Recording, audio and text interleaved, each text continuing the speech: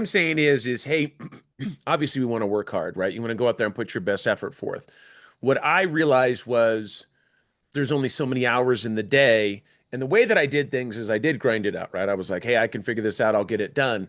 My recommendation would be this: A, delegation, figure out how to do it, figure out who you can trust, give small projects to people. Once they do better, you can give them bigger projects, clear communication. I have a lot of different things that I've learned over the years that have made it so now my communication is very clear. We use a lot of video and explanations that are, once again, for video can be take me 30 seconds to make a 30-second video. To write an email that long could take me an hour, so it's a lot easier to do that. We've put things in place for education, but grinding hard is not the problem necessarily. It is figuring out the amount of time that you're working on something, and that making sure that that's valuable time. And what I mean by that is, just because you're working 20 hours doesn't mean that you're being productive for 20 hours, right? So that's really what it comes down to. So what I would do, my biggest thing was like, hey, say I wanted to learn, I wanted to hire somebody to do PPC.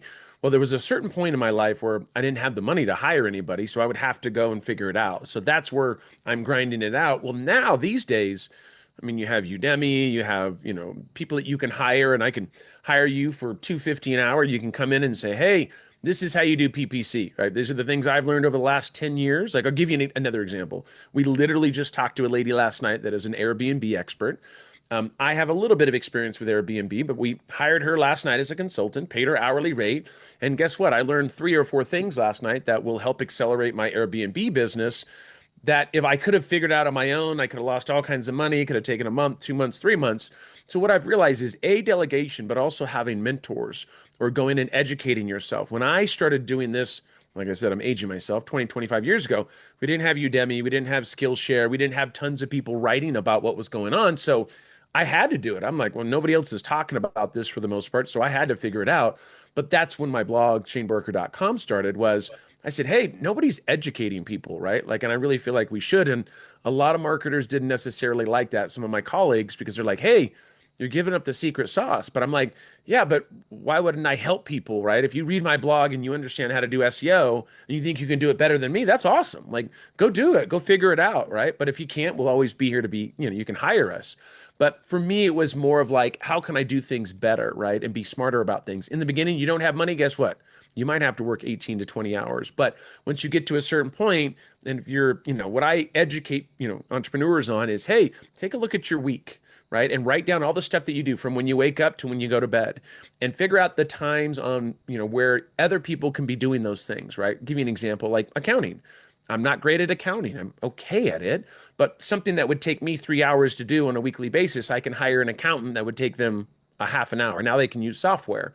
So guess what? That saves me 2 or 3 hours. That might cost me, $80 to hire an accountant or whatever that is for that hourly.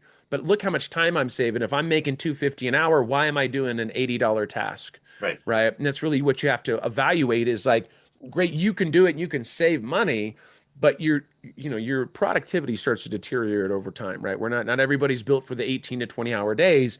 And I don't care who you are, or what you're doing, or how healthy you are and all this, it deteriorates. And so your quality, the productivity starts to go down. So what we've done, or what I've done, is really build out blocks, the blocks of time. Hey, I'm going to focus on this.